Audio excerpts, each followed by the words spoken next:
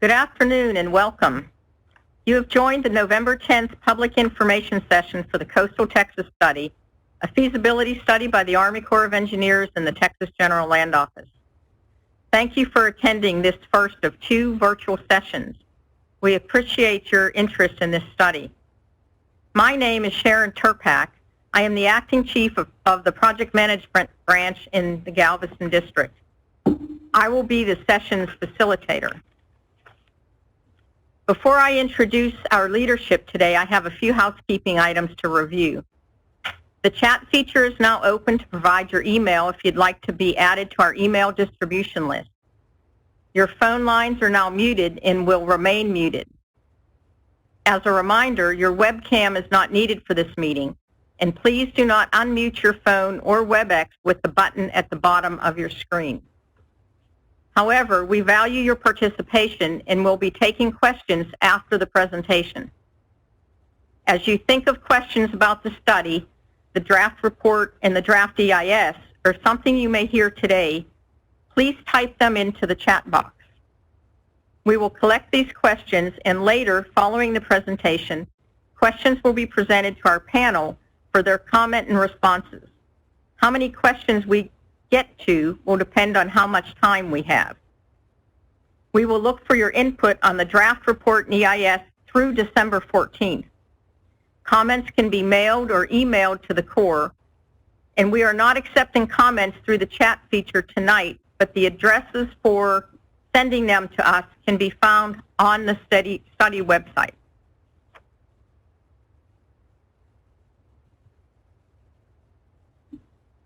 We are hosting this public information session as a virtual alternative to public open houses so that you may learn more about the study and the draft report and have an opportunity to ask questions and hear directly from members of the study team.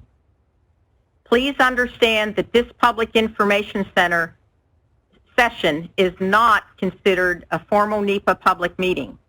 Therefore, any questions or responses provided today will not become a part of the administrative record, nor will they be part of the final environmental impact statement.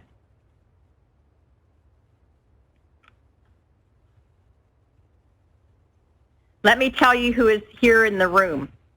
I am joined by Mr. Brian Harper, the Director of Civil Works for the Corps' Regional Planning and Environmental Center, Mr. Tony Williams, Deputy Director for Coastal Field Operations for the Texas General Land Office, Dr. Kelly Burks-Copes, the Studies Project Manager out of the Galveston District, and Mr. Travis Creel, the Corps' Planning Lead for the Coastal Texas Study, and he's out of the New Orleans District.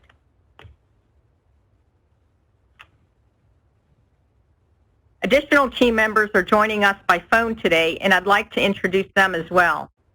They are Dr. Himanshu Das, the Corps' lead engineer for the study, myself, Sharon Turpak.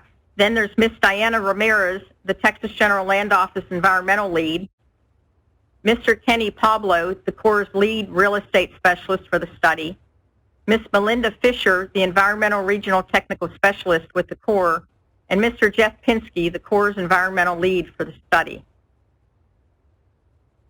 Mr. Harper, I turn it over to you for opening remarks. Thank you, Sharon. Appreciate that. And thank you to all of you who are participating with us today for this informational session and Q&A session. We trust that many of you have been with us along the way throughout this study. Hopefully this is not the first time that you're receiving info about the project, so we're excited to bring you an update on where we are, and we look forward to hearing your feedback on the report that we have just released for comments. This is an important project for the region, and your voices are an important part of our process. So just reiterating a couple of comments from Sharon, this is an information sharing session and an opportunity for us to do questions and answers. The formal comments are accepted during the public reviews that we'll be discussing tonight, and that are coming over the next month. So please do ask us questions while we are here today, but also make note of the things that you would like to submit to our group as a part of that formal public review. With that, I will turn it over to Tony Williams, our sponsor with the GLO. Thank you, Brian. Hello, my name is Tony Williams. I'm the Deputy Director for Coastal Field Operations for the Texas General Land Office. Thank you for being a part of this information session for the Coastal Texas Protection and Restoration Feasibility Study, also known as the Coastal Texas Study. Addressing issues on the Texas coast, including storm surge and ecosystem enhancement, continues to be one of the top priorities for Texas Land Commissioner George P. Bush. In November of 2015, the GLO signed an agreement with the Corps of Engineers to be the local partner for the Coastal Texas Study. The Land Office committed to working with the Corps of Engineers to develop a plan that increases the resiliency of the Texas coast through an integrated approach that includes ecosystem restoration and enhancement and in storm surge barriers. We are here today to say we heard you. The study team has been hard at work reevaluating proposed features to address public comments from the first comment period. Today we are here to give you some information on the recently released report and to answer your questions. There have been numerous changes to the plan in response to your comments. We look forward to sharing our progress on the changes, and we want you to leave feeling engaged and informed. Thank you for taking the time to be a part of this information session, and we look forward to responding to your questions. Back to you, Sharon. Okay, thank you, Tony. Dr. Kelly Burks-Cope, who serves as the project manager for the study, is now I'm going to turn the meeting over to her, and she will do a presentation on how to use and navigate our website and the story map.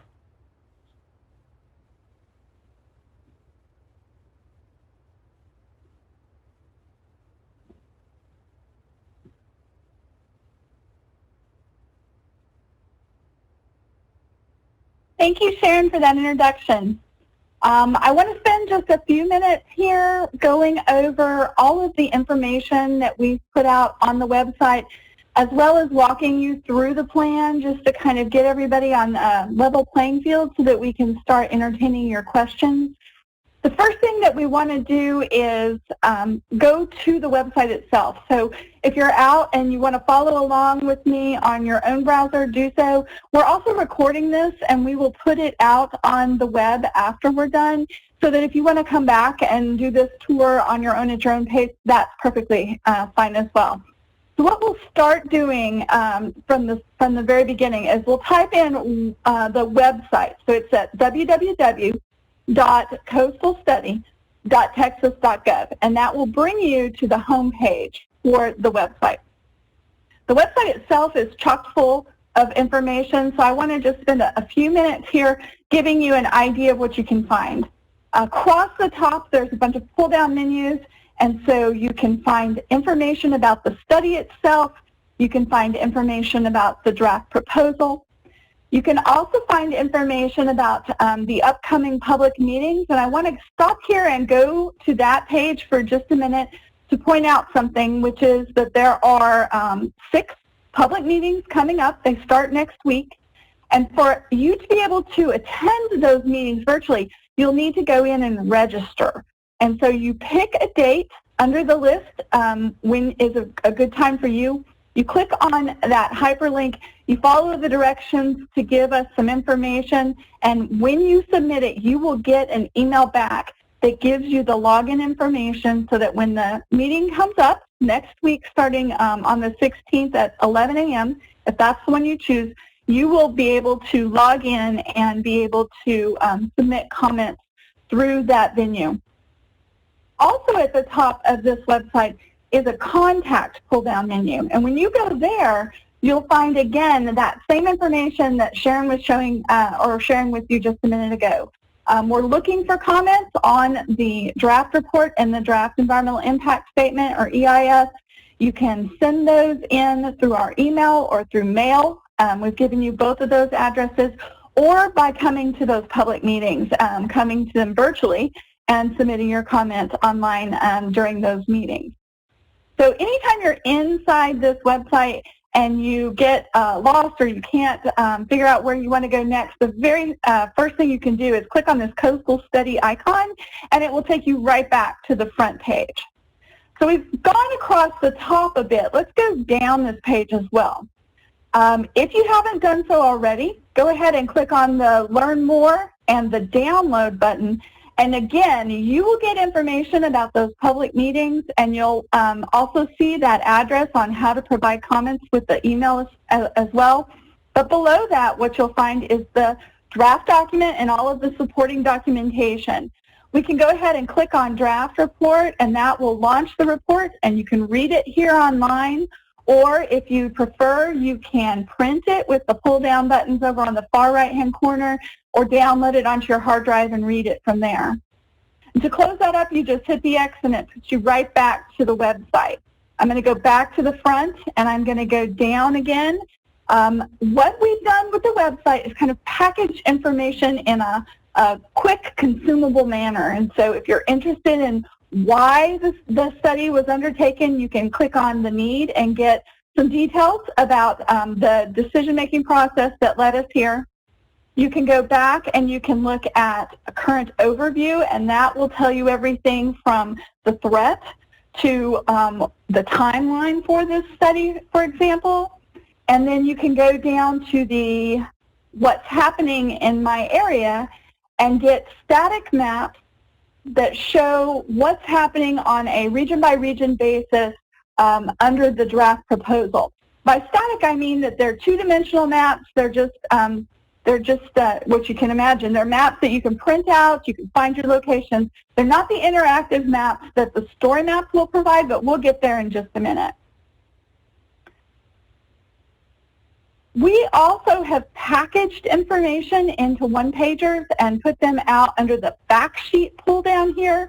And so if you are looking for just a front and back kind of handout that you want to pass out to your community, or you're interested in reading more about, let's say, storm modeling, you can actually pull down these fact sheets and get that information right, at your fingertips.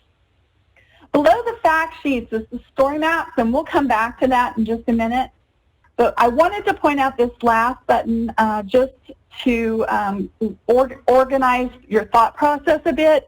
When we go out into the public, what we found is there are a few questions that we regularly get asked. And so what we've done here is go ahead and answer those for you in written fashion so that you can catch up with some of the answers maybe that you weren't aware of, and you can think through these and then ask us even further questions as we go on. So I'm going to stop there, and I'm going to push over to the story map.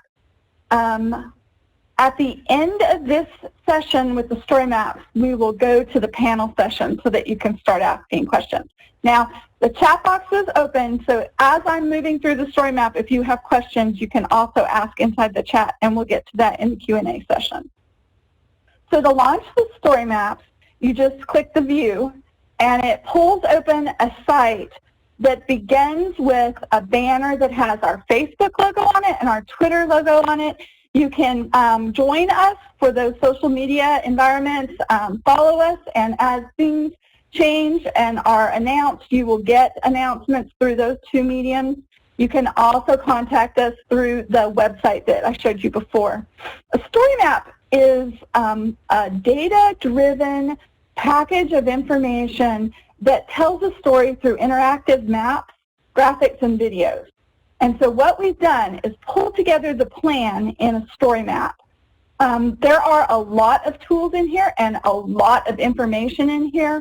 So we've provided right up front how to use the story map video that I invite you to watch after this session. And then you can use those tools to go in and interact with the map. But I'll show some of those today as well. The story for the Coastal Texas study actually starts with our design strategy. We're using a multiple lines of defense strategy to assure robustness through redundancies to enhance resilience. The idea is that if we are to focus on a first and a second line of defense and resilience itself, we should be able to mitigate some of these risks that we're seeing with coastal storms and erosion and sea level, for example. So the entire story map page is organized around these three themes: the Gulf defenses, the Bay defenses, and then ecosystem restoration. The Gulf defenses include the gated structure that closes the, or actually handles surge running through the inlet at Bolivar Road. And then to the right and left of that, beach and dune flanks and improvements to the seawall. In the Bay defenses on the backside, even with the frontline defenses, hurricanes will still pass over the barrier islands and land in the bay behind us. And so one of the things that those storms can do is they have enough energy to push the water around inside the bay to the backside of Galveston and up into the mainland. So the Bay defenses, if the Gulf defenses are basically focused on keeping the surge in the Gulf, the Bay defenses are dealing with the water that remains in the bay that's being moved around. And so the Bay defenses include the Galveston ring barrier system with its associated drainage system and pumping stations, as well as up on the mainland, gates and pumping stations at Dickinson Bay and Clear Lake, and some non-structural improvements up in the Seabrook area that include things like raising structures and floodproofing structures. As I said, the entire story map is based on these three themes: Gulf, Bay, and ecosystem restoration. So we'll go down through the story map and take a look at those individual components one by one. But first, just as you could download the report on the website, you can download the report from the story maps as well. And here we are once again reminding you that we need your comments in postmarked by December 14th of 2020 of this year. And you can send those in through our mailbox or through the regular mail, or then you can attend those meetings starting next week, the public meetings. So with respect to the proposed plan and the features, we have a deck of cards that's basically grouped different components of the plan so that you can dive in and look at those individually and as a plan in total.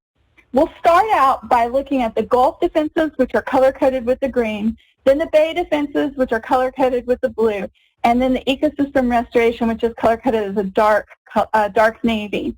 We've also included cards that talk about the analyses that informed our decision-making to get to the recommended plan. So we'll go into these cards one by one. The first thing to focus on is the Bolivar Road's gate system. Every storyline in the deck of cards is organized in a similar fashion. We have a title slide at the front, and then we present a threat. We talk about the threats that we're seeing in the region, and then we go into the design and how they mitigate those threats. So as a, for example, the threat in this area is obviously coastal storm surge from hurricanes. So we have tools. One of them is called a slider, which is what you're seeing here. It's an interactive map that if you click on it, it activates the map. And then if you float over this line in the center and push down on your left mouse key, you can drag that line to the left and to the right. If you drag it all the way to the left, what you're seeing is the flooding that results from storms if there is no plan in place. And then if you drag it to the right, what you see is the risk reduction that can be found with the plan. Now, these maps are not meant to be used for flood insurance purposes, so if you zoom in on this map to get to your community level, those layers are going to turn off. So just be aware that there are some limitations for use of these tools. We can go ahead and scroll down and take a look at the draft proposal to address those risks. This is a second type of tool that we have in the toolbox for the story map. It's a three-dimensional model of the gated structure across the Bolivar Road's inlet. Now you can click on it to activate the map, and then you hold down the left mouse key and you drag, and you can fly over the design, okay? The other thing you can do, though, is you can hold down your right mouse key and you can draw a circle in a counterclockwise fashion and basically flip the map to where you're coming at the gate from the water from the Gulf side as if you were a ship, and then you can use your roller mouse to zoom in and take a look at what we're proposing along this inlet. What we are proposing is a double deep draft channel gated system in the deepest part of the inlet. The openings here are 650 feet each. The depth would be dredged down to 60 feet. And then the gates that we would use to close off those two lanes are floating sector gates that are housed on these islands. To the left and right of these three islands are smaller floating sector gates that can be used for smaller recreational craft, and to fill the gaps to the landward side are vertical lift gates. We're proposing 15 vertical lift gates. They are 300 feet wide each, and in the areas over by Galveston, they go down about 40 feet, and then as you move over towards the Bolivar side, it's getting shallower, so they go down, they start at 40 and they go down to 20 as they get closer and closer to Bolivar.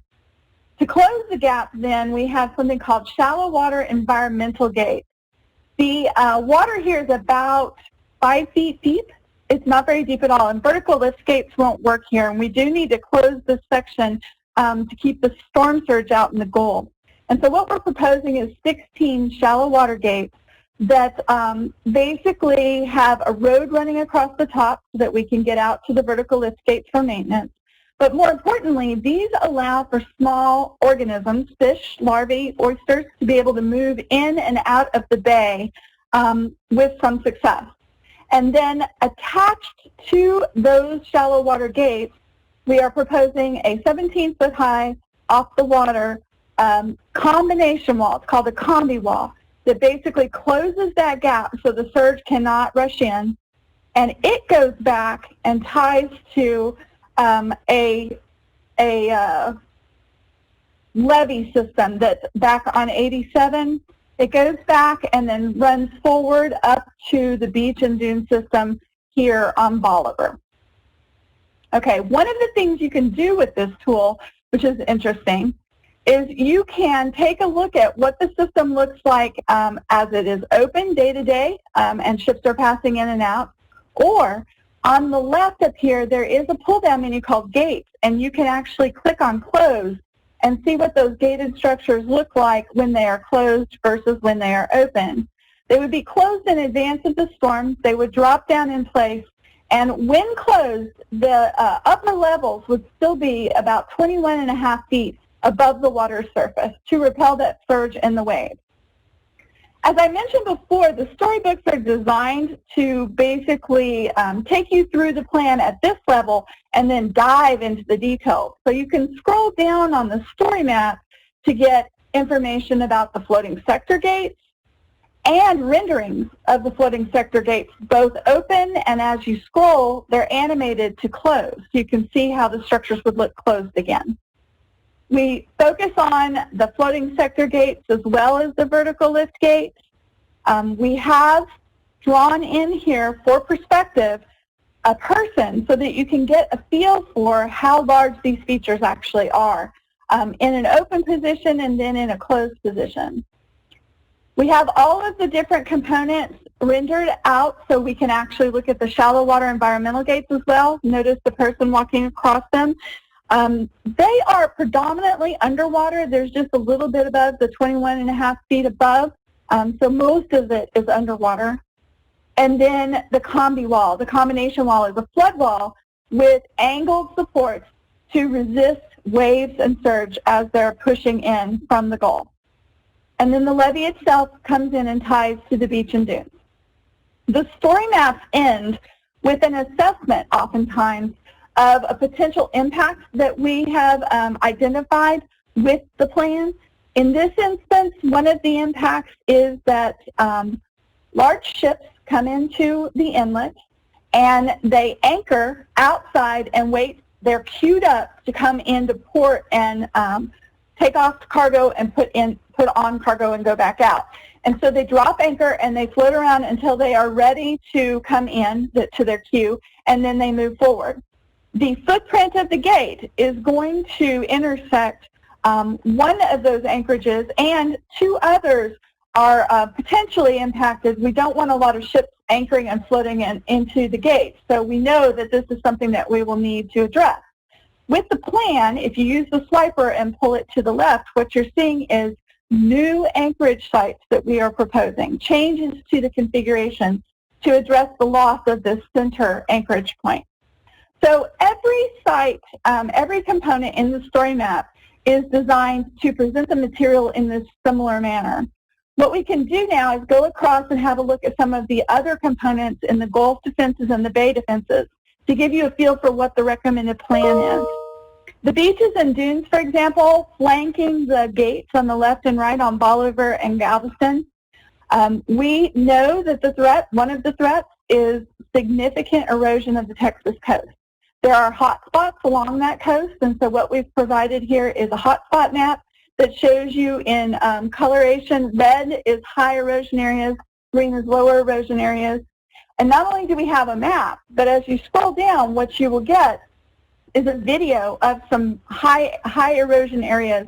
For example, this is the turn up to High Island, and you can see in the video on the left the shoreline movement backward as it's eroding over time. We also know of a hot spot at the bottom or the base of the seawall on Galveston, and so you can see in the video that shoreline marching backwards with the erosive forces it's experiencing. And so what we're proposing is a beach and dune system on the front of Bolivar and on the front of Galveston. We've got a clickable map here so that we can zoom in and have a look at where those beach features would be. And we can use the tools that are in the legend to take a look at where the dunes would be proposed, where the easements would be proposed, how wide they would be. They are color-coded, and they are also not only for the upper coast, but we are proposing beach and dunes down on South Padre Island as part of that Gulf defense line. And so when you scroll down, it brings you down to South Padre, and you can take a look at those as well. But we have a 3-dimensional model so that you can get a feel for what those beaches and dunes might look like as well. And we've provided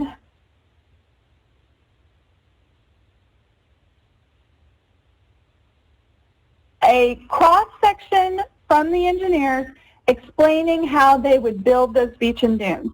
It's a double dune system. The dune on the back, on the landward side, would be 14 feet high, then a swale, and then a 12-foot high dune, and then a 250-foot wide beach system out front.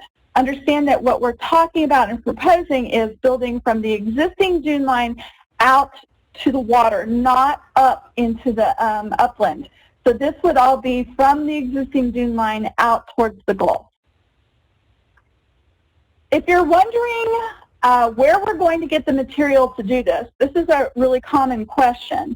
What we've done is provided a source material map that is color-coded so that if you dive in and click on, for example, the beach and dunes on Bolivar, you'll find our estimates of what it will take to initially construct the beach and dunes on Bolivar and what we will need to renourish and how often we would need to renourish that particular feature.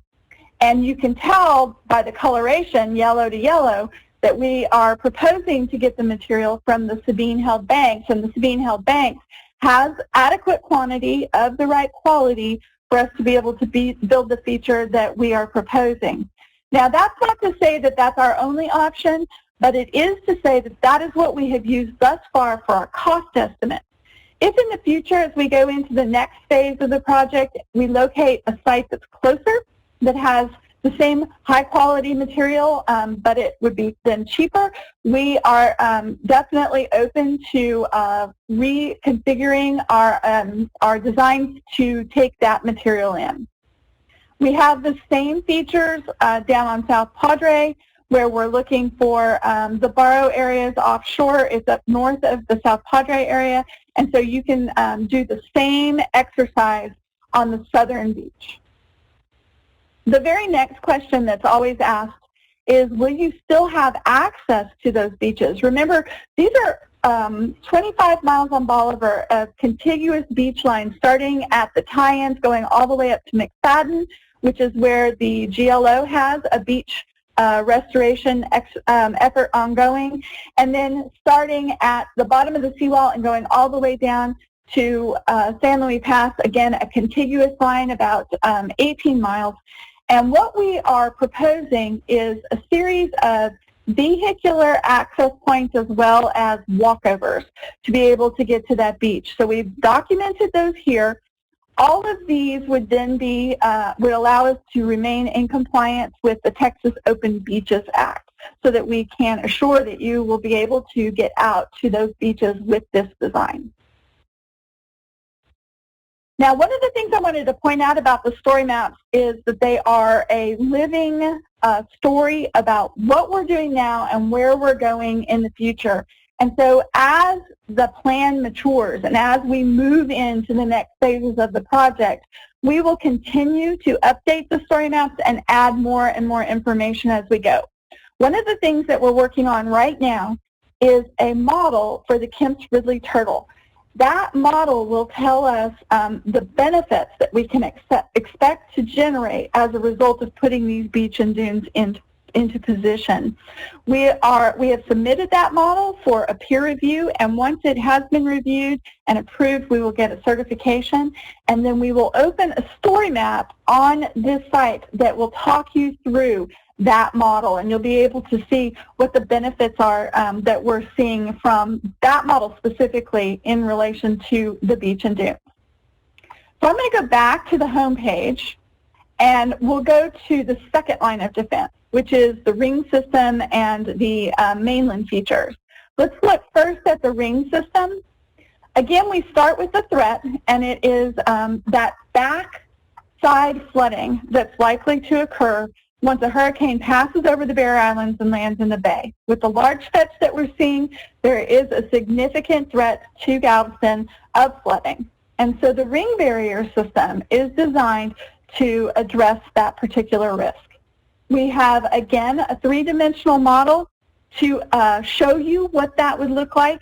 We're down in the port area, for example, and we can click on the map and zoom in, and what you'll find is a wall that runs along the port. You can spin this just like you spun the gate, and you can get at street level so that you can take a look at that wall. You can also pull back, and you can do this in any number of fashions. And look at the pull downs over here. One of them is to open and close the roadway gates and the railroad gates that remain open until the storm is on its way, and we have decided to close the system. You can also turn on the flood levels and take a look at the anticipated flooding without the system, and then the risk reduction you would see with the system. And you can do that across the entire island.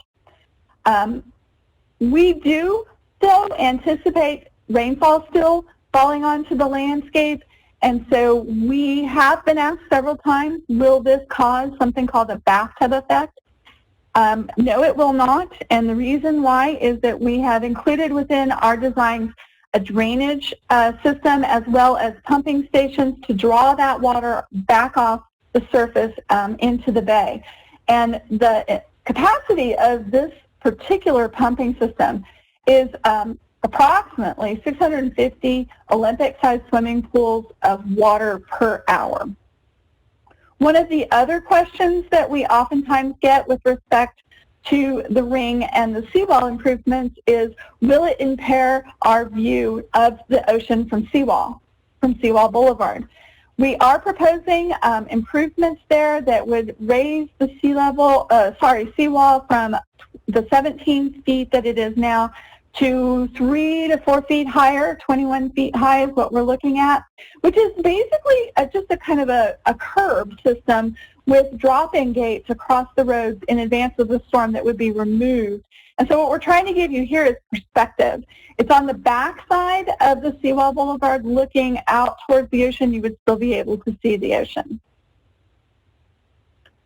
We will need to put in a gated structure on the back at the offits by you. And so again, we have a three-dimensional model that allows you to take a look at what that feature is. And below that, we have kind of an overlay of other things going on Galveston Island. In particular and specifically, the Port of Galveston has a master plan, and they've been working towards making changes in the port area with respect to that plan. And so we have been in conversations with them and communications with them. We've made a link here to the port's master plan. The two plans synergize and work well together, and so that's one of the things to be aware of and that we are tracking for our study. If we go back, one of the things I want to get to before I'm done here is the ecosystem restoration. So we'll jump past the Clear Lake and the Dickinson Bay card. You can come out and take a look at that at your leisure. But let's go ahead and jump into the ecosystem restoration card for a minute. Again, remember, we start with the title and then move into the threat. In this instance, we were able to link to NOAA's sea level rise viewer and their marsh migration model to get a feel for the raising of levels of sea and what that would do to the habitats along the shoreline. It causes a switching. At about 3.5 feet, what we're seeing is the barrier islands overcome, and that provides kind of a direct line between the Gulf and the Bay. No more barrier island protections. And so what we're looking at with some of the ecosystem restoration features is to offset that particular effect. Our draft proposal is presented in terms of renderings first. The idea would be that we would put breakwater systems in to stop some of the erosive forcings we're seeing, and then we would use thin layer placement to build up marshes. We would continue with beach restoration as well as island creation and restoration, and we could do some hydrologic restoration of the Laguna Madre. And then all up and down the coast, we are proposing a series of oyster reef sites. And so this was just a rendering of that. But we can push down and have a look at a three-dimensional model of what a marsh would look like if we were to put it in, and how to go about doing that is presented in the narrative to the left. The plan itself is presented next, and there are 8 separate ecosystem restoration sites that start in this area of the Houston-Galveston area and then go all the way down the coast. And so the way that the story map works is that you scroll through the narrative and you get a map of the existing site, which you can click on, and it will tell you what the proposed restoration activities are at that site. If you go back to the narrative, you can scroll down, and the map will shift down the coast to each of the sites. And so you can go in and take a look at each site on a site-by-site basis to see what we're proposing. Again, it includes 6,600 acres of ecosystem restoration with all 8 sites included.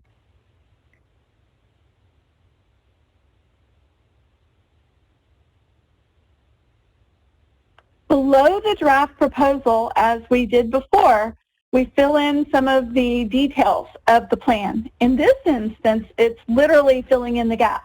There are other entities out there working on ecosystem restoration up and down the coast as we speak. The Houston Wilderness Society shared with us their database, and the Texas General Land Office shared their master plan database. We put all of that information on one map, and then we overlaid our sites on those so that you can see the synergies that we will be receiving by filling in the gap between those different plans. As a matter of course, we always need to ask the question where we will get the material from. And so this map focuses on a site-by-site basis where we would get some materials. And so they're color-coded. You click down the list, and you can tell where that material would be coming from. Again, the Kemp's-Ridley turtle model is being used for measuring success, but we also had other habitat models that were used to assess. And we had to, by regulation, develop a monitoring and adaptive management plan for these sites as well. So we've made a link here to that report so that you can take a look at what we're proposing. It identifies a monitoring scheme as well as success criteria and triggers that would implement change in that plan to meet the success criteria. Now, there are several analyses cards. What we'll do, we've seen a lot of the storm surge modeling with the threat assessments already, so let's go into the environmental impacts page and have a look at that story. Instead of focusing on the threats this time to begin with, we talk about the types of activities that we're likely to see that would cause either temporary impacts or direct impacts or something called indirect impacts. And so what we've done in the map is to basically draw in the plan and overlay that with potentially impacted habitat types for the direct impacts and the temporary impacts. And then we are working our designs to follow our mantra of avoiding impacts where possible, minimizing those impacts that cannot be avoided, and then developing a mitigation plan to mitigate for the unavoidable impacts. And so we've provided access to that mitigation information below. The first thing to be aware of is that we do also anticipate indirect effects of the gated system, and so we've started an assessment of those indirect impacts using things like something called an ADH, or adaptive hydrologic model. It assesses the changes in flows in and out of the bay with the gated structure in place. And so it's tracking in this video flow, velocities, and salinities. And we can use that then to characterize what the potential impacts are to species. One of the things that we can do directly with that ADH model is tie it to something called a particle track model, which is basically an assessment that asks for those small creatures, those small organisms that move in and out of the bay based on flow, are they affected by the gated structure? And so we've run analyses thus far with the current configuration to determine that we're not seeing a lot of impacts on the movement of these species, but I want to assure you that as we go forward with this project into the next phase and we get more strategic designs of the different components of the gates, for example, we are anticipating a continuation of our NEPA process into that phase where we will reevaluate as those designs mature what the potential impacts are, and we will be releasing at least one, if not more than one, environmental impact statement as those designs matured and the assessments mature. And we will continue our NEPA process so that you as the public will have an opportunity to provide feedback, just as you will this next week in the public meeting on those follow-on supplemental EISs. We've also included here a map of our mitigation plan. So these are the locations that we have identified where we will propose mitigation to offset the impacts that we've assessed thus far. And you can click on each of these and get a feel for what we're proposing to do to restore habitat for those offsets. And the mitigation plan itself can be accessed right here through this link so that you can read more than what's just being shown on the story maps here.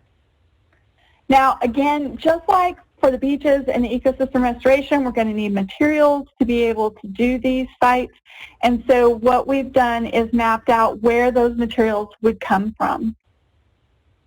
We close out, as we have on the last couple of stories, with links to the monitoring and adaptive management report, because we will be monitoring and adaptively managing the mitigation sites as well. If we go back to the front page and look at the last two cards in the deck, what we are portraying is the cost for the plan and the economic analysis of the benefits of the plan. So in terms of cost, we start the story by walking you through how we do a cost estimate and what is included in that cost estimate. Equipment, labor, materials are all factored into our cost estimate. And then we present the costs of the plan in a variety of ways, kind of as a whole what we are seeing is a bottom line of $26.2 billion. 67% of that cost is for that front line, that Gulf defensive line. 23% is for the Bay defensive line, and then 10% is for the ecosystem restoration. That's at a very high level, so oftentimes we want to unpack that. So if we look just at the Gulf defenses, the gated structure across Bolivar roads is a $13.9 billion estimate. The beaches and dunes on Bolivar and on West Galveston are estimated at $3.6 billion, and then South Padre is less than $1 billion for the beach and dune system down there. It's about $62 million. If you're interested in the Bay defense costs, the Ring Bear itself is running at $3.3 billion. The Clear Lake and Dickinson Bay systems are running at about $2.4 billion together, and then some of the non-structural measures, those raisings and floodproofings, is running at about $220 million. And then we've broken down each of the 8 ecosystem restoration sites so that you can see what the cost of those are projected to be. Now, we are anticipating an operational cost after the construction is out of about $131 million. One of the things that we're doing here with this map is walking you through the costs on a like a feature-by-feature basis. So you can click on, for an example, the beach system or the ring system or the gate system, and your costs are delivered in that pop-up box at the top.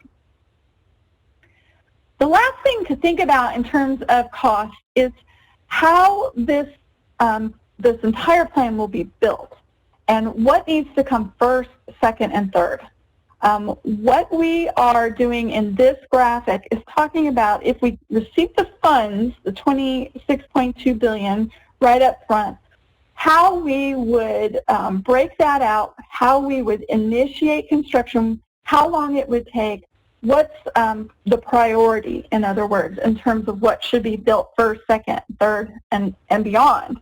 And what we're saying in this graphic is that the gates across the Bolivar Roads Inlet are the #1 feature that we are proposing be funded and constructed in the plan. All else, the rest of the plan, is contingent on those gates being built. Their sizes, their components are all with the design in mind that the gates are in place. The gates themselves are a large risk reduction feature. They actually bring the risk down. Approximately 60% of the risks are addressed with that gated structure. And so that is our #1 feature for construction, our focus for construction. If you're asking the question, is $26.2 billion a large figure, and is it worth it? We've got a comparison here of several of the historic storms that we've experienced in this area. The $26.2 cost for the study compared to, for example, the Katrina or Ike or even the 1900 storm. Basically what we're saying with this graphic is that the storm pays for it, the features pay for themselves with just one storm. Going back to that main screen one last time, we need to ask the question, what are the benefits that we are receiving as a result of putting this plan into place? And so economics is the analysis of those benefits, comparing those benefits to the cost that we are seeing, gives us an understanding of whether the study is economically justifiable. And so we have determined that the cost to benefit ratio for this plan is greater than 1-to-1. It's actually 1.96, which means for every dollar spent, we're getting $1.96 back in terms of the benefits. And so we walk you through how that math is calculated, where we got those numbers, where we got those benefits is then portrayed in the rest of the story. The Corps of Engineers focuses on physical damages first of structures to assess what the potential benefits would be. And so we start out with a map that tells you, again with the slider, if we have no plan in place versus if we have the plan in place, where the damages are being what you might call bought down with the plan. We also, though, looked at above ground storage tanks up in this region. We made a hotspot map so that you can kind of see where those tanks are centrally located, and we did assess their values in our benefit stream. We also looked at transportation infrastructure, roads and highways and railroads, and took a look at what the system would look like with and without the gates and the first, second, and third lines of defense, and what infrastructure networks were at risk. And we factored that into our benefit stream.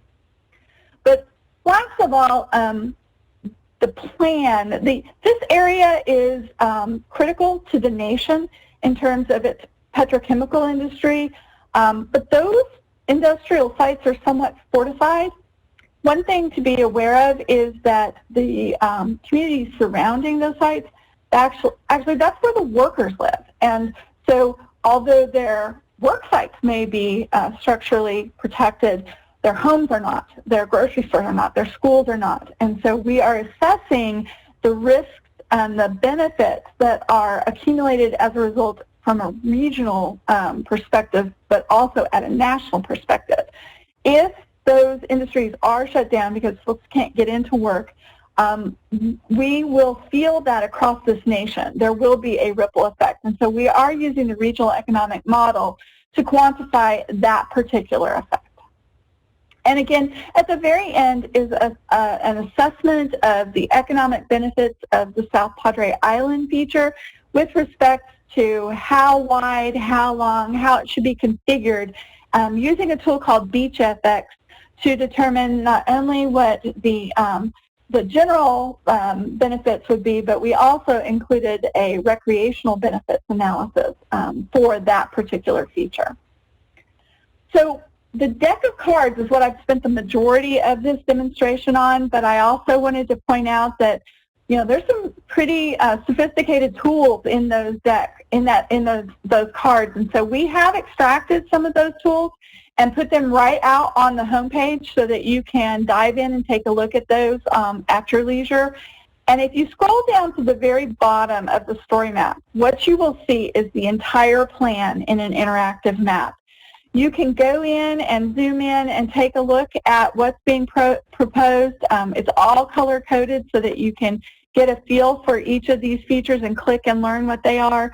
If you are interested in finding your home, for an example, if we were to go to, say, 1808, let's say Redfish Lane over on Port Bolivar, you can type that in and it will zoom straight to that location, and then you can tour around and get a feel for what's being proposed in that community. You can do that with any of the, any of your different mailing addresses or your home addresses, your vacation addresses.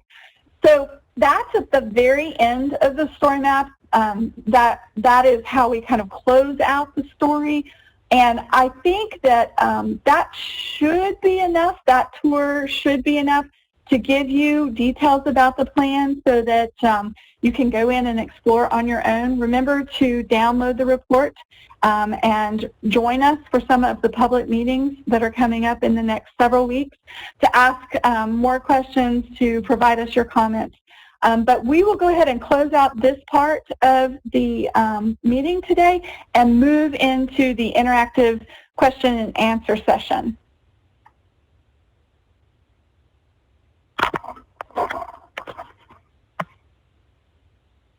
Thank you, Kelly.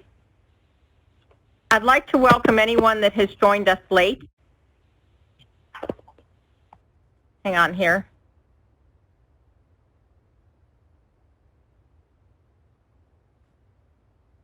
As a reminder, the phone lines are not open, but your questions are important and we are watching for them through the WebEx chat feature, and we'll address as many as possible this afternoon. We also will record all the chat questions so that we can understand what's on your mind and what additional information we may be able to provide on our website for you as we update our frequently asked questions. We also encourage you to chat us your email address if you would like to be added to our email list.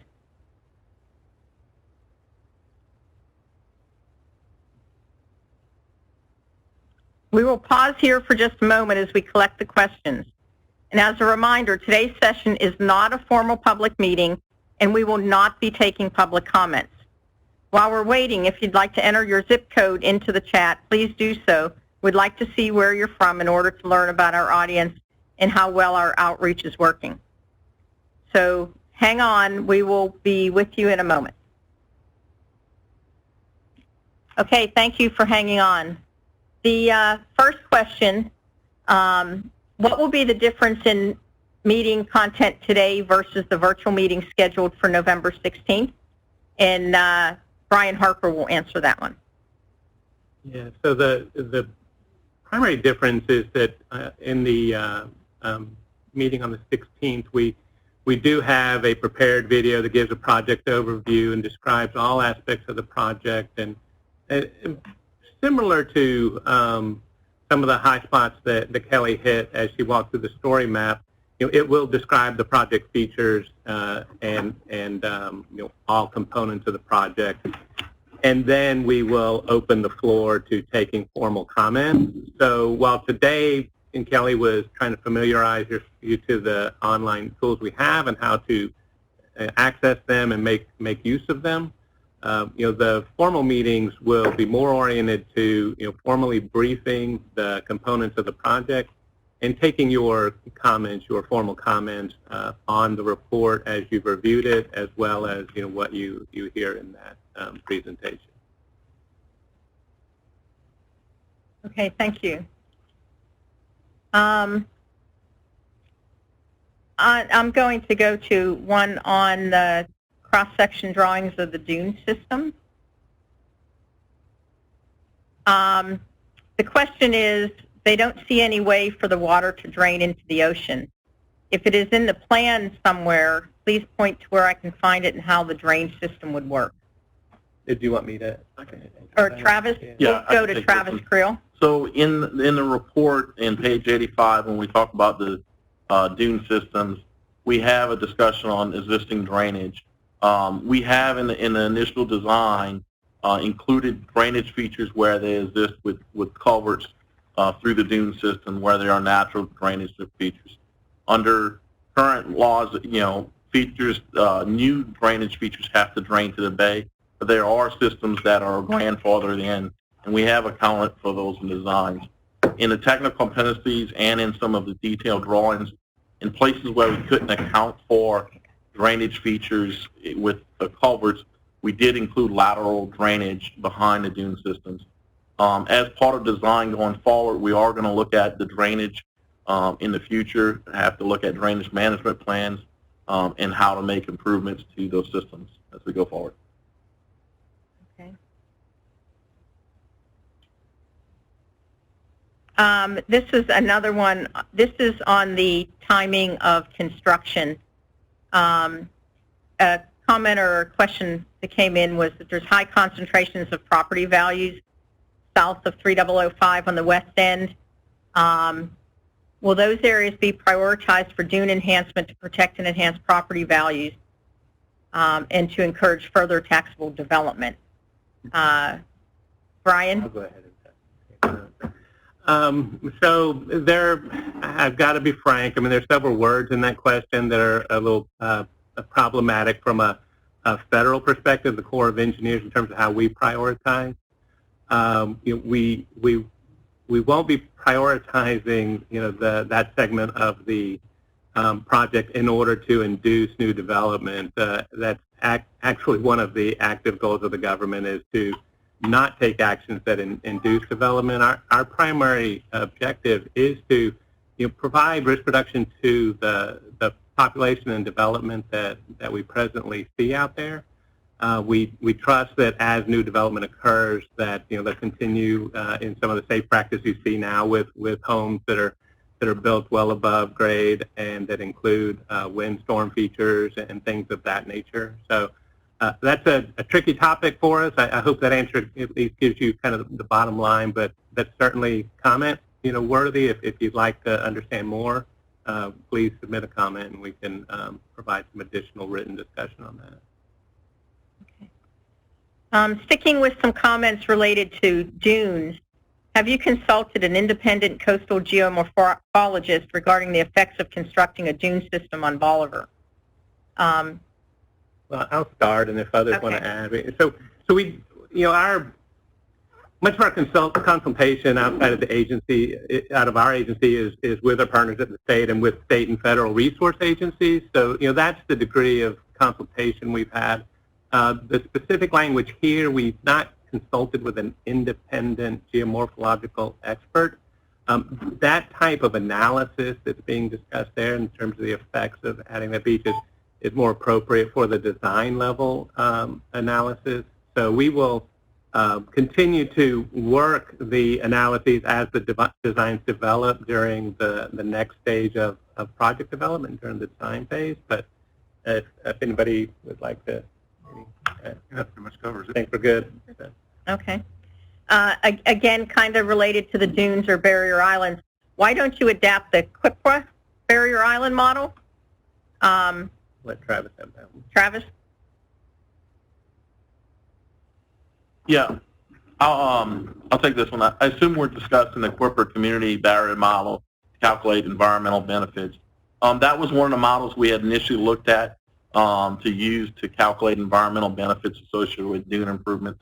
But we do work with our different agency partners, Fish and Wildlife Service, National Marine Fisheries, who has provided input, and in discussing with them, because we are doing dune features both on Bolivar, Galveston, and throughout the Texas coast, they felt that using the turtle model and updating the turtle model would have been better model to represent the entire coast.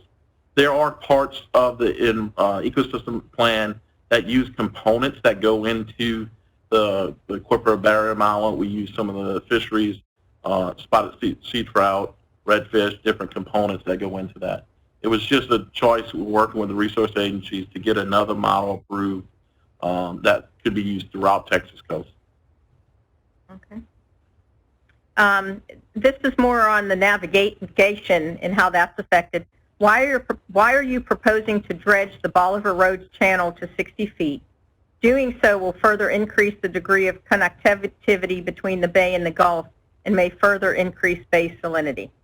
I'll take that. So just to clarify, we're only talking about increasing the very small area to 60 feet at the location of the gate. Both upstream and downstream of the gate, we are not recommending changing the existing channel. Currently, the channel just north of the gate and south of the gate is at dredged to negative 48 feet. We're not recommending that. As part of our engineering manuals, when we design structures, we have to account for potentially future projects. And one of the discussions we have is what's the most likely reasonable depth that other projects, particularly the deep draft navigation project, could go to. In a 60-foot depth of the structure is what we set. I want to make it clear, we do that way if there is a future need for deeper navigation and they dredge the entire channel to 60 foot, we don't have to go and rip out the entire structure. We can just have focus on that little small area there. Any other comments, Brian? Well, I would add that we understand your concern about the increasing salinity in the bay, and that was modeled as part of our modeling effort in assessing impact. So we do have some ADH modeling. Somebody else has to speak. Advanced hydrodynamic. Yeah. Okay, advanced hydrodynamic modeling. But so that has been modeled and assessed and documented in the EIS and in the engineering appendices attachments. So you will find information about that in the report. I'd like to add on to that a little bit. The induced or the secondary impacts associated with that gate to the hydrology of the bay was our largest concern moving in, and we worked with the engineers to try to minimize that impact.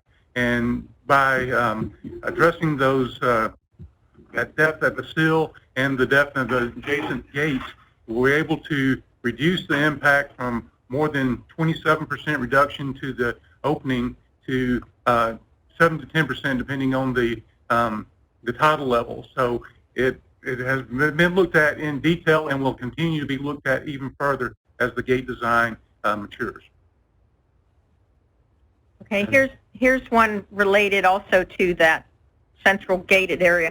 What's the largest size of freighter that can be accommodated through the Bolivar Gate?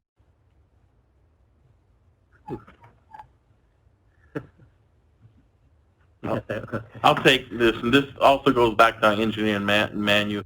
We have designed it to include the most recent Panamax size, and I think there's a Supermax size that we've also included. It's 650 feet wide. The biggest concern is actually the vertical height. You know, it's one of the reasons why we have gates that are open and there's no vertical clearance, because we do know that there are container ships that have vertical clearance concerns. So that's one of the why. So we have accounted for a future widening ship. It's what support services currently exist and what might likely exist in the future. So we did look at both the Panamax and the Supermax ships. And Tony? We have also met with the different ports, Port of Galveston, Port of Texas City, and the Port of Houston, as well as the pilots, and going over this design. There was a concern about some of the largest ships in inclement weather may require some type of helper tugs or barge helper tugs at those times, but that was the biggest concern. There wasn't the concern that it was too narrow for any of the ships. Okay. And another one, all in general of this area, can you tell us more about island creation, since there's going to be a couple islands created there in the inlet? Are you talking about, I think that was coming in for the ecosystem restoration. Oh. That's when that came in. And I'll marine biologist here, and I'll marine biologist out a little bit.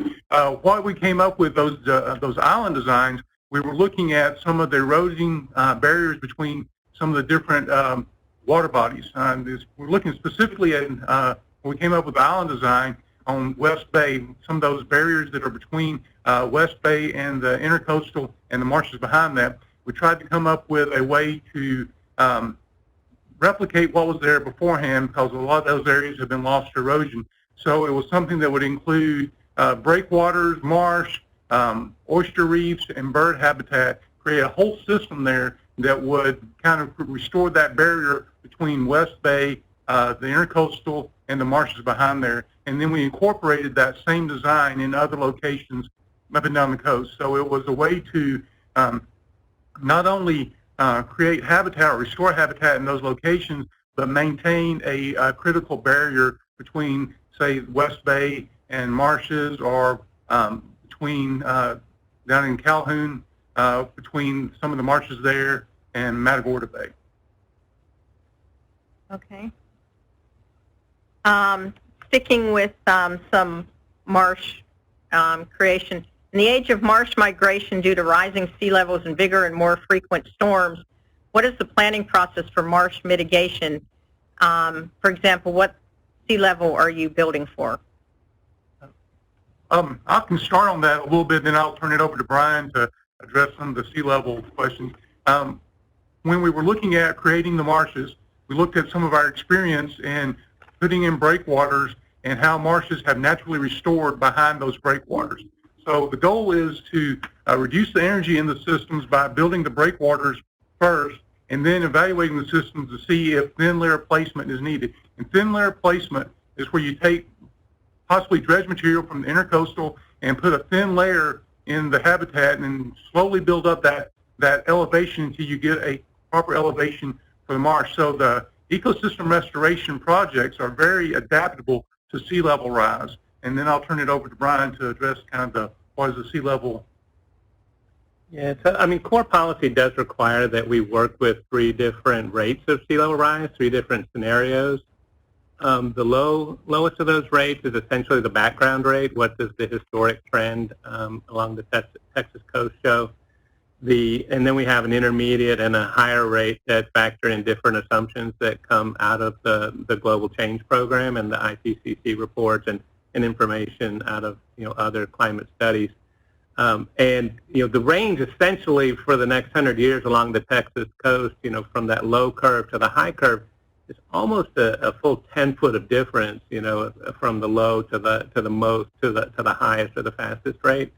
So the team does consider different scenarios and their impacts, but for this study in particular, we focused on 2 different things for the marshes. One where are the key thresholds at which we would see the marshes and significant habitat switching occur, and where do we think are, and I don't want to emphasize threshold too strongly because that's a very complex issue, but where we think we kind of reach that point at which the marshes can't keep up naturally with the rate of change.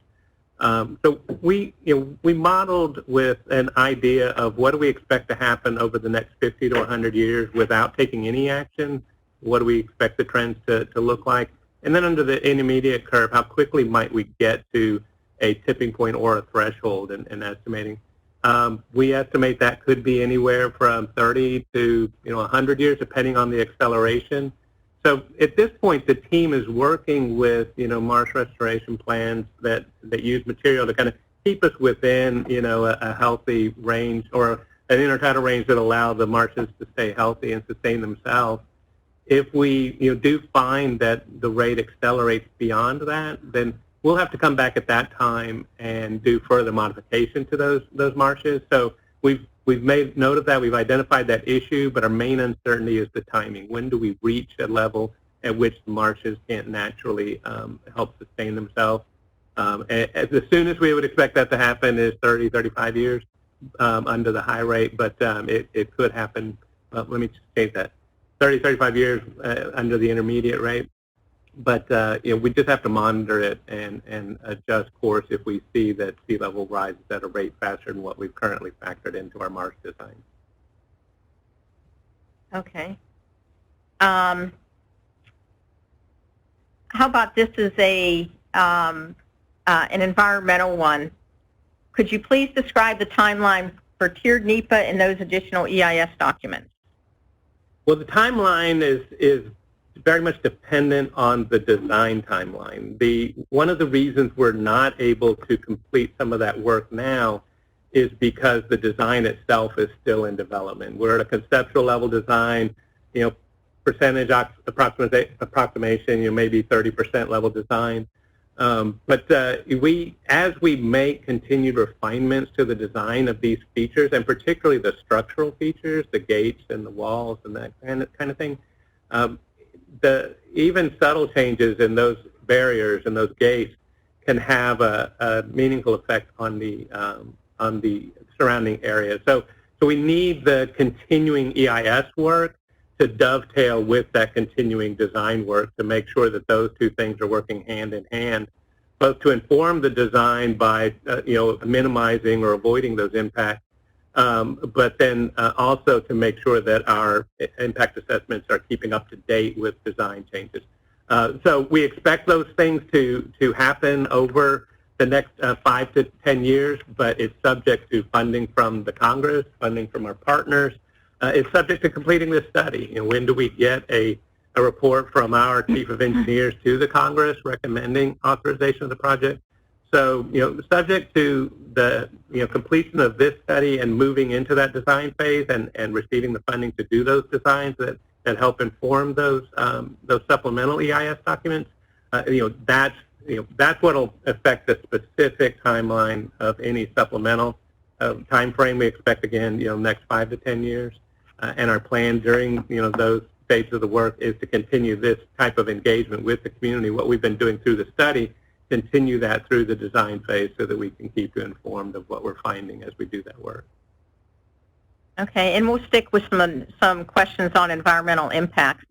Are negative environmental impacts of all proposals assessed and quantified, and are these impacts proposed to be mitigated in kind? Either Brian or we can... I'll start, but we'll probably have to add on. Okay. I mean, yes and yes. The impacts are assessed, and our impacts are, we do require mitigation. Those are the short answers. For the longer answers, I'll turn to Tony, the biologist, or Travis, the planner.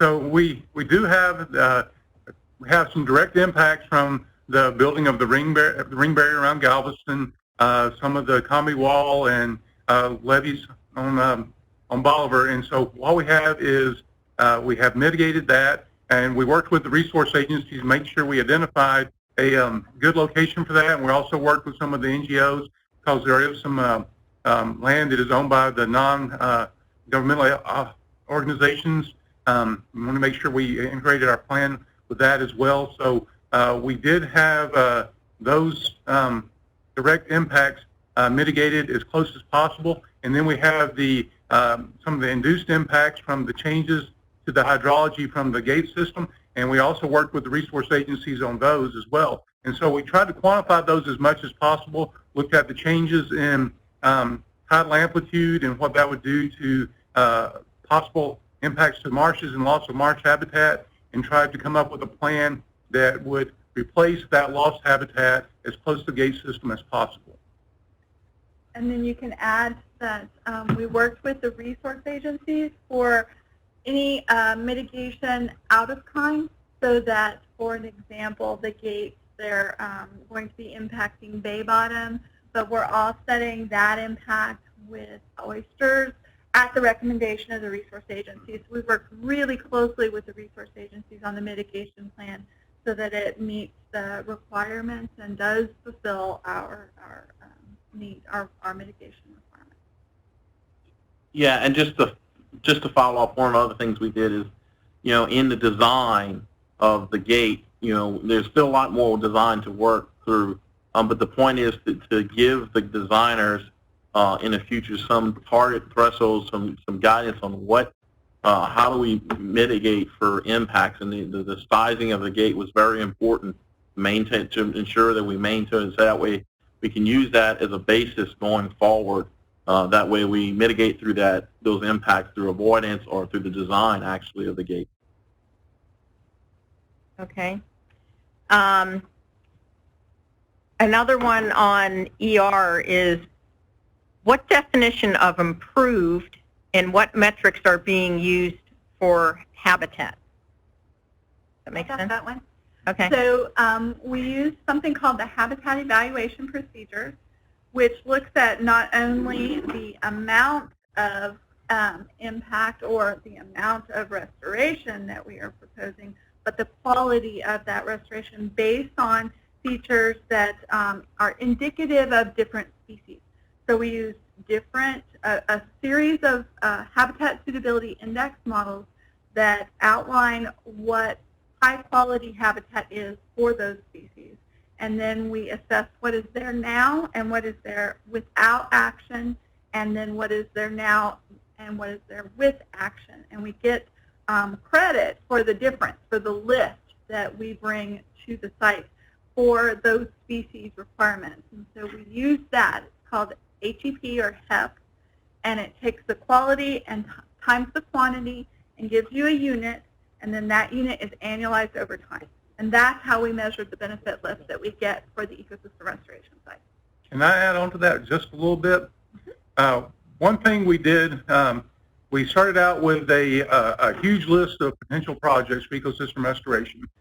We met with different groups up and down the coast, and then we came with whittled that down to a list, and then met with the resource agencies. Had several meetings with the resource agencies, people with a very high level of experience up and down the coast with the National Marine Fisheries Service, Parks and Wildlife, U.S. Fish and Wildlife Service, EPA, National Park Service, and tried to identify the ecosystem restoration projects that would kind of give us the most benefit. And not only did we look at the direct benefits like Kelly described, we looked at a lot of the indirect benefits as well. For example, the one down on the Laguna Madre, that was brought to us by the park director for the Padre Island National Seashore. He said, there's an area of Padre Island that is at risk of being breached. We need to come up with a way to maintain this barrier between the Laguna Madre and the Gulf of Mexico. And so we kind of put our heads together and came up with a project that has some good benefits that are quantified through the HEP and the Habitat Suitability Index. It also has the secondary benefit of maintaining that barrier between the Gulf of Mexico and the Laguna Madre. We have the same thing with Christmas Bay and several other projects. So these ecosystem restoration projects not only have the direct benefits that can be measured with the Habitat Suitability Index, but also have a lot of secondary benefits as well. Okay. Why don't we switch over to, well, here's a question that came in, and I think it was related to the one of the other previous questions. Why didn't you use Kepler models? I thought we answered that one, but maybe not. Yeah, I mean, we did look at some of the habitat suitability models or parts of the models. Quipper can be very specific to locations, type of swamps, type of species. So there's parts and pieces. Many of the Fish and Wildlife Service team, including myself, have worked on the Quipper. The minute you move from Louisiana to Texas, we have to go through a recertification process, so it adds time. And so if there's existing models here in Texas that could be used, it's one of the reasons why we stick to that. So we don't make those decisions arbitrarily. We actually have a process in the Corps of Engineers of selecting the right models. Actually, the models that we wish to use, not the right models, but they are the models that we intend to use. And those are reviewed up the chain through experts, subject matter experts, helping us make sure that we choose the correct models to fit the situation. Yeah, it looks like the question is trying to isolate on the marshes. On marshes. On the Yeah. marshes. And we did work with some of the federal agency folks with National Marine Fisheries Service, U.S. Fish and Wildlife, and EPA had experience working with the Quipper models, and we discussed the models that were used with them, and they agreed that those models, the habitat suitability or HEP model that we used for Texas was a better indicator for the situation we have here in the Quipper model. So it was something that was very much coordinated with the resource agencies. Okay. Why don't we take some questions, or I'll read some questions that deal with modeling. And this is a multi-part question, so here, bear with me. I'm going to read this one as it's written in multi-part. I have been studying the inundation models for the 50, 100, and 500-year events. I recall the 50-year event projects a 6 to 9 foot sea level rise. The plan proposes 14 and 12-foot dual dunes, which is higher than the 50-year event sea level rate. However, the inundation models show about the same inundation on the West End neighborhoods in Galveston, both with and without the plan. Why would there be the same inundation with the dunes in place? I'll try to tease that apart a little bit. When you say 6 to 9 feet of rise with a 50-year event, it sounds like that is combining two different things. There's 6 to 9 feet of rise. We don't see 6 to 9 feet of rise in 50 years in any of the sea level scenarios. At the high rate of rise, we might see that level, 6 to 9 feet, out 100 years from now. So I don't believe that's a 50-year period. A 50-year storm event could, perhaps produce a 6 to 9 foot level of surge, and that may be what's referenced here, but I'm not sure. So I won't speculate there, but I'll tackle the last piece about what could produce the flooding on the West End. The flooding can come from a couple of different sources, and part of it will depend on the track of the storm. We'll always have water in the bay already. So even closing off the surge barrier, there will be water in the bay that the wind can push around onto Galveston Island, including the West End, from the backside, the bay side. We also do not propose to close off San Luis Pass, and our modeling shows that about 10% of the total water volume that would enter the bay from the Gulf would enter through San Luis Pass. So San Luis will contribute some surge volume to what's already in the bay. So the combination of the two can produce flooding on the West End, even with the project in place. And I'll anticipate that the rest of the question was, what are the dunes doing then? Well, the dunes help us in three things. One is that flooding that we're talking about, try to keep the surge from coming off the bay and overland. But a big beneficial effect they have, and some of what we've seen this year with the storm season we've had, is the effect of surge. Even when it doesn't hit directly or near us, there's enough surge action to erode away the beaches and the dunes and that kind of thing. And that's what these dune projects are intended to do, is provide material that the storms can come in and they will absorb that energy and they will erode those dunes and beaches. And then they're also helping us reduce wave attacks. So the energy of waves that come in on top of that surface hitting those dunes, there's additional wave energy that knocks into foundations of homes. So the combined effect of the erosion and the wave attack does substantial damage to elevated homes. Whereas the flooding, comes in, goes out, the elevated homes, they're not damaged. Things that are on the ground, cars, any property left behind, those things may be damaged. The homes themselves are designed to withstand the flood come in, go out, but they're not necessarily designed to withstand the undermining from the erosive effects of the foundation and the wave attack on those piers that support those structures. Okay. Here's another one on modeling. Have you modeled the surge refractive energy effect of both levees and combi walls for Bolivar Flats? I'll give a short answer on that. I believe that will be a part of our continuing work. One thing that I've said to our team is it's likely we can never have enough storm modeling to really understand all the different ways that a storm can come at us and what the effects are across the system. So we have to work at it iteratively, and as we do the design, and earlier I mentioned that subtle changes in the design can affect how the impacts occur. Well, that's certainly one of them. The orientation of the barrier to the oncoming surge and the effects of the surge that reflects off or refracts around those structures is something that we'll have to incorporate into our design work so that we have a better understanding of exactly what would be expected to happen as we construct those. So more to come on that topic, but certainly worthy of a comment or question when we get to our formal review. Okay, and here's kind of two questions. How will the coastal barrier help with storms like Harvey, where the threat wasn't from the Gulf but from rainfall? And kind of related to that, are the damages that we're looking at in analyzing here from the storms only from storm surge, or do they include damage from wind or other damages? So I'll start with the last part of that. We don't model wind damages because we don't claim that the project will do anything to reduce the wind damages. Our best actions for wind damages is in how we make construction decisions and the building codes, that kind of thing, and land use decisions. Our damages are largely driven by damages from flooding from the water itself.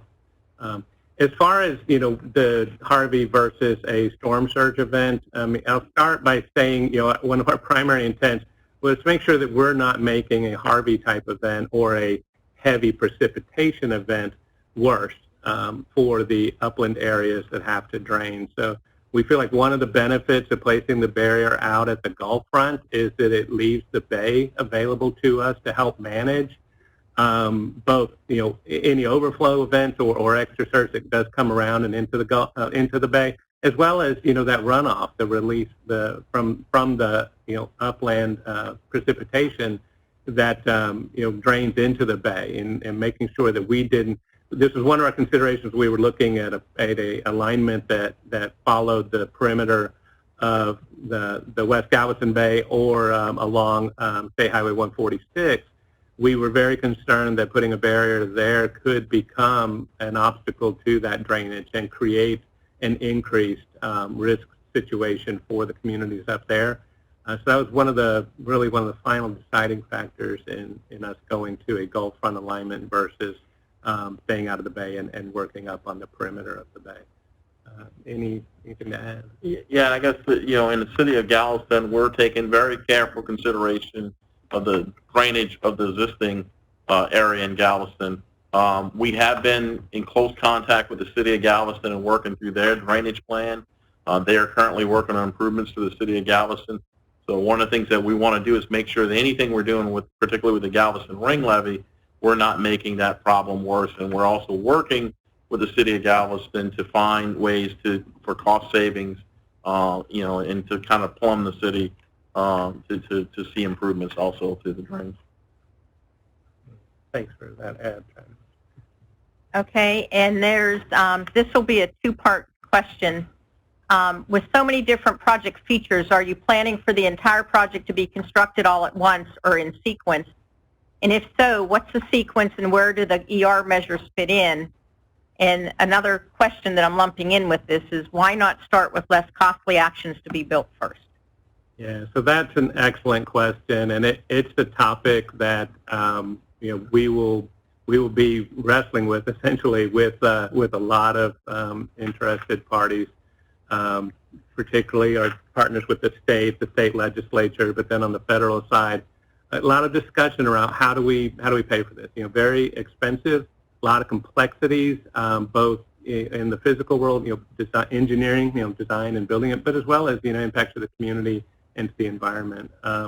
We've got a few criteria that we've looked to as a guide to how we prioritize. One of the most important to us is effective risk reduction. What part of the project can give us the bang for the buck, and that's what Kelly in her remarks mentioned, that we believe that the surge barrier across the entrance channel is the key part of the project, because it has a regional effect. It provides benefit across the entire Bay region, and is not dependent on all of the other features in order to do that. The other features in the system add to the performance of that gated project. So effectiveness and risk reduction is our primary criteria, but then we have some others kind of implied in the question about affordability. Do we have the financing set up to do that?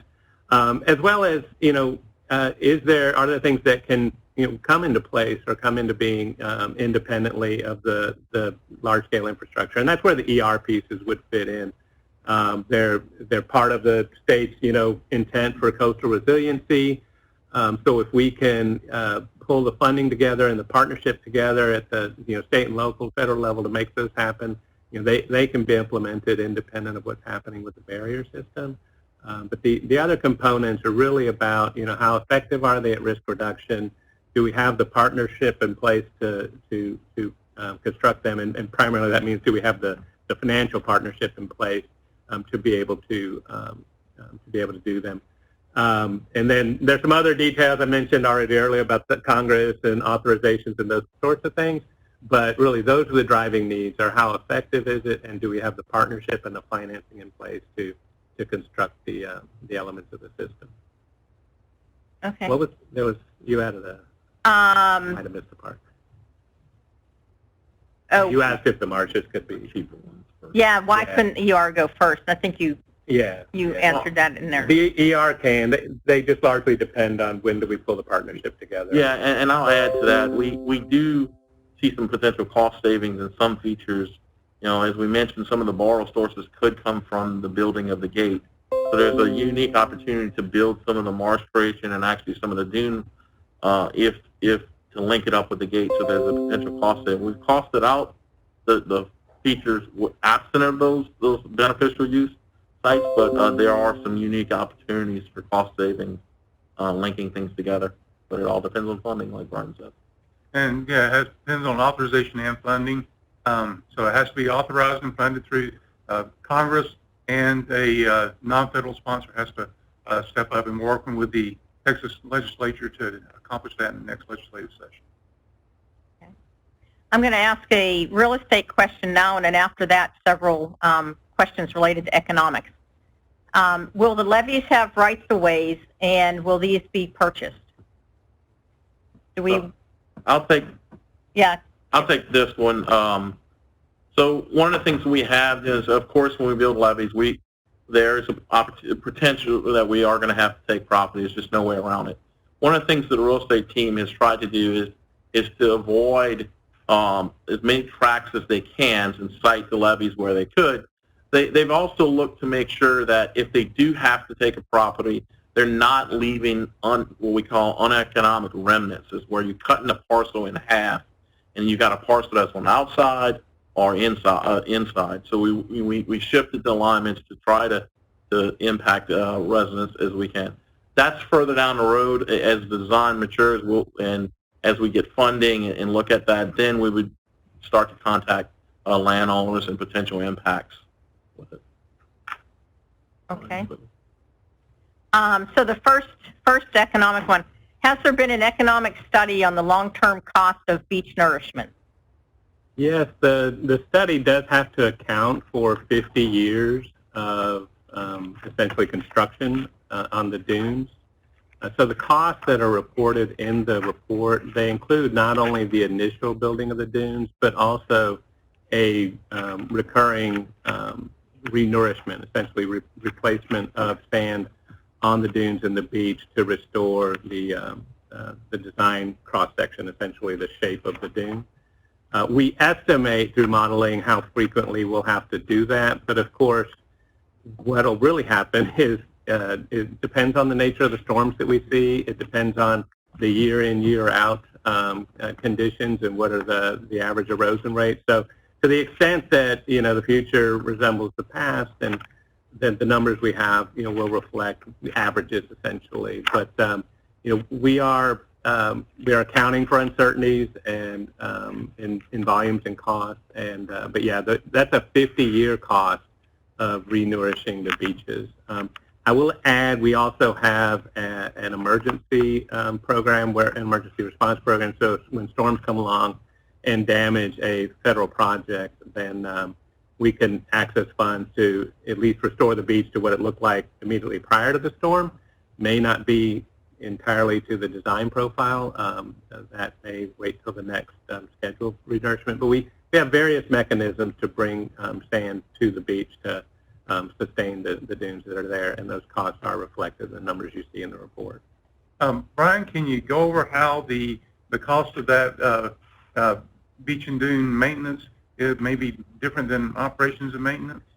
Yeah, the beach projects are a bit unique amongst all Corps of Engineers projects. The Congress has defined them as essentially 50-year construction projects.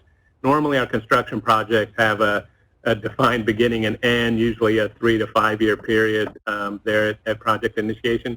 These beach projects are actually defined as 50 years of construction. So those recurring placements of sand are treated as construction costs, not as operations and maintenance costs. And that's important for our partners because the sponsors are responsible for the cost of O&M, but these construction costs will continue to be cost shared between the federal and non-federal partners. Okay. A second economic, how does your cost-benefit analysis look at environmental benefits? We don't monetize environmental benefits. So the way the environmental considerations play into the cost-benefit analysis is actually on the impact side, where we do have impacts and we have the mitigation of those impacts. We monetize we have the cost, excuse me, the cost of that mitigation is plugged into the benefit cost ratio of the project. I'll take over, Ryan. So one of the things that we don't monetize it, but we do talk about other social effects, and one of the areas we talk about is the benefits of introducing that sediment to the system. Those dune features are going to roll back into some of those back bay marshes and things like that. So it's not monetized, but it is discussed and taken in consideration. Yeah, so it's added information. It just doesn't show up in the dollar number. Okay, and the last econ question is, have we calculated the benefit cost of the individual components, and is that information available? So for the Galveston Bay system, the surge barrier system, we analyzed the system with the gates, the 2-mile crossing, with the dune segments, with the Galveston ring barrier, Clear Creek and Dickinson gates. We did what's called an incremental analysis, so that we, starting with the gated structure, how much cost do we add as we add each of those other components, and then how much additional benefit do they provide? So that information should be found in the economic appendix to the report.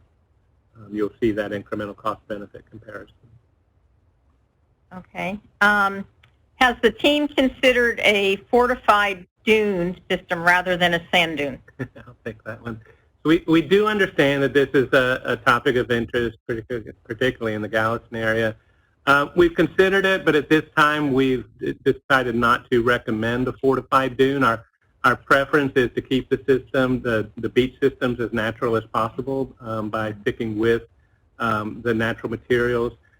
There was some discussion of clay, as a natural material, but it's not natural as beaches. And so for this time, we believe in balancing the environmental impact versus the performance issues.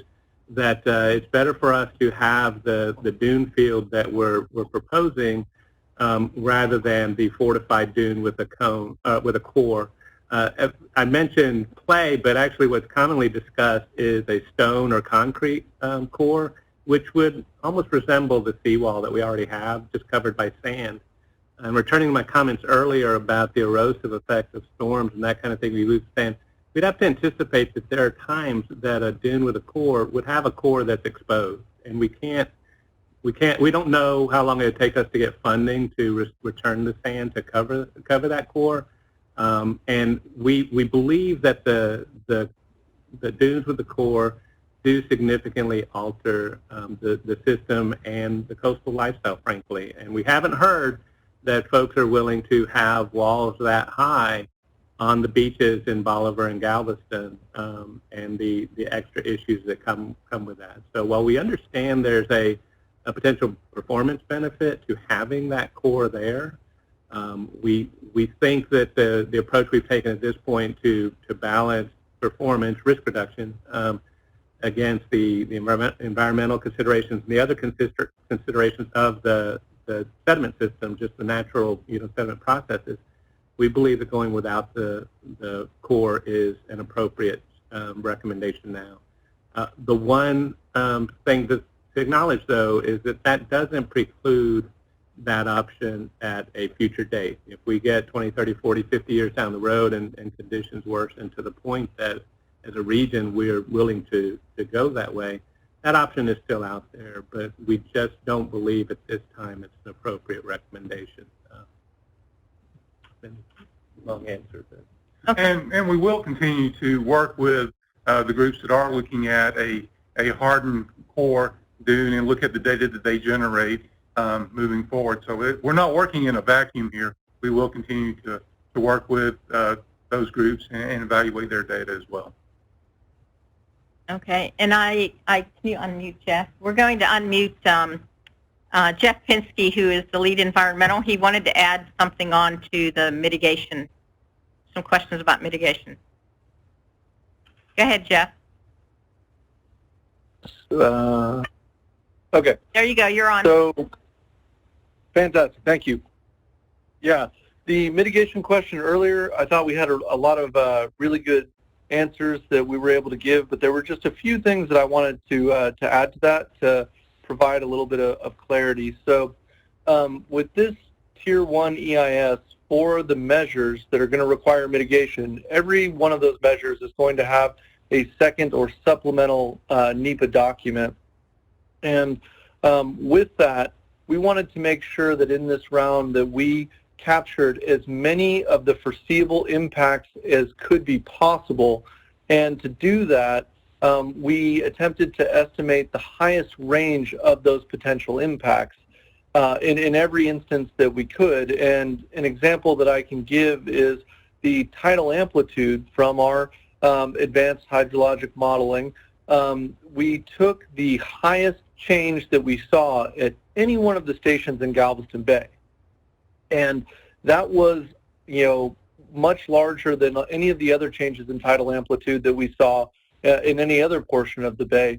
And we applied that highest value as if it was going to be the impact to the entire bay system, thereby trying to capture a worst-case scenario for the effects of hydrology to the marsh. So in doing so, what we think that we've been able to do is get that higher range of impacts so that when we came back and worked with the resource agencies on formulating mitigation and quantifying the amount of mitigation that would need to be done, for this feasibility level of analysis, we would reduce the risk of accidentally or inadvertently underestimating those impacts. So we're we're trying to shoot high to see what the highest possible range is, so that when our engineers and economists are looking at the feasibility of the study and the costs and things of that nature, we're not underestimating what the cost or obligation from mitigation would be. And the resource agency team that we met with monthly worked with us on identifying the mitigation locations and on the modeling that determined what those values were. Now, that said, the last thing that I just wanted to point out is, Brian talked a little bit earlier about the length of time that this project still has to go through study before we're in a more narrowed down or higher level of design situation. And so to get a realistic estimate of what the costs, the obligations, and the opportunities for mitigation that are out there now, we had to make the assumption that we wanted to plan this as if we were going to, build it in the near future, not knowing exactly when that start date would be. So the areas that we selected for mitigation, we thought, based on our characterization of the impacts, would produce in-kind compensation for those impacts, and would be circumstances that, working with the resource agencies, would be a fair compensation for the impacts that we're perceiving with this level of design that we have today.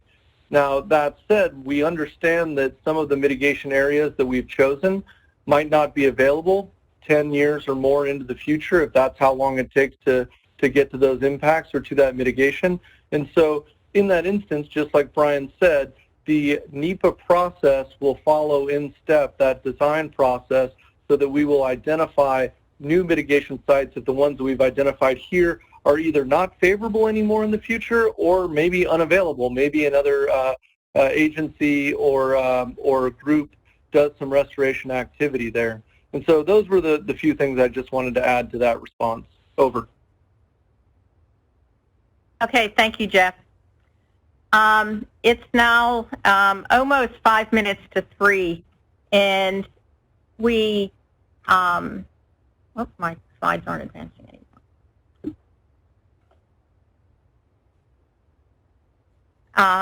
What we'd like to do, there were a few questions that we were not able to answer, but please, you can take a look at our frequently asked questions on our website. We will try to get those questions up there so that we can provide them an answer, or provide you an answer. What I would like to do is thank everyone for attendance and questions today. We have a few minutes remaining in the meeting, and we'll, again, apologize for not getting to all of your questions. Please plan to attend one of the 6 scheduled public meetings on either November 16th, December 3rd, or December 8th. And I'd like to remind everyone that public comment period closes on December 14th. Comments can be mailed or emailed to the Corps, and the addresses can be seen here in front of you.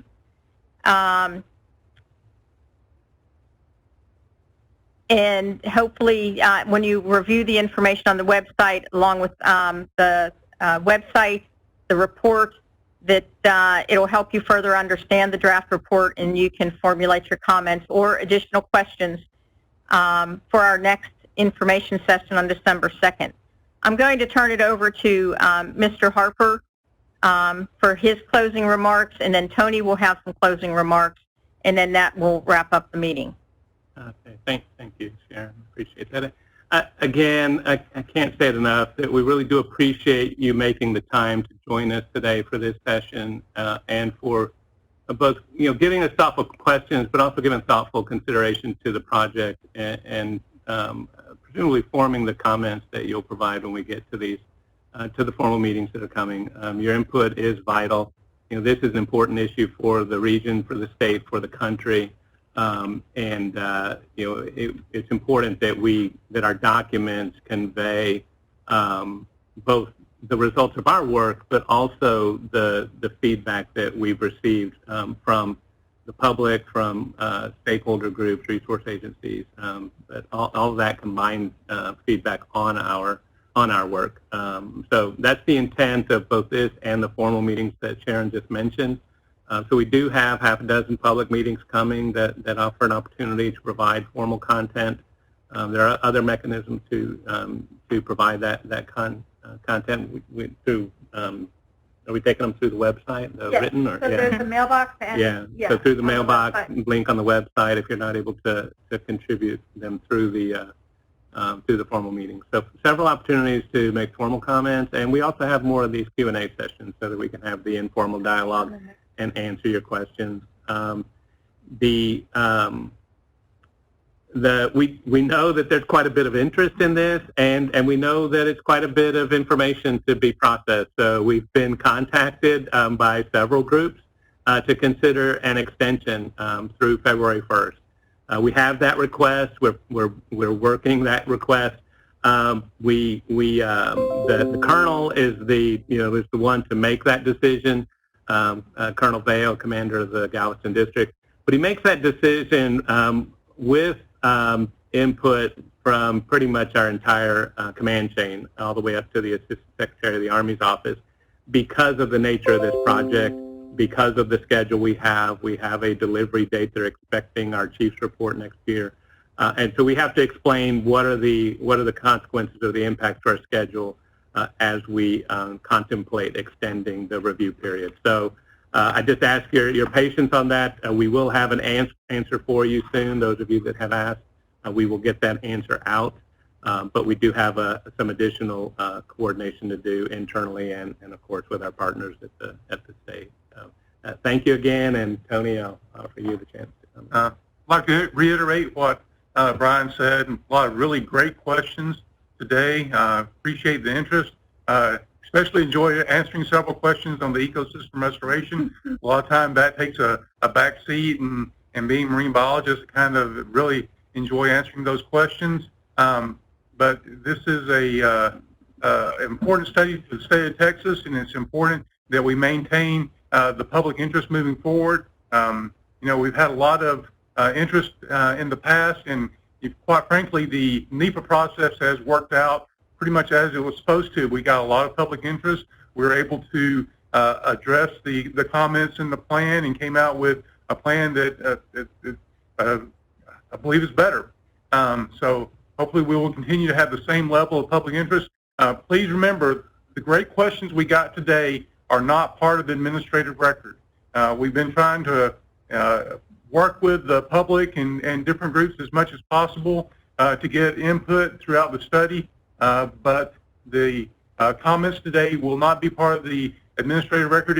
Please either participate in one of the public comment meetings or submit your comments through the website or through the mail. But again, it's been a good process that has moved forward. Worked closely with the Corps of Engineers, General Land Office, worked together, and look forward to getting additional comments, and we will work with the Corps on the request to extend the comment period. And thank you very much for your participation. Okay. Thank you, everyone. That ends today's session.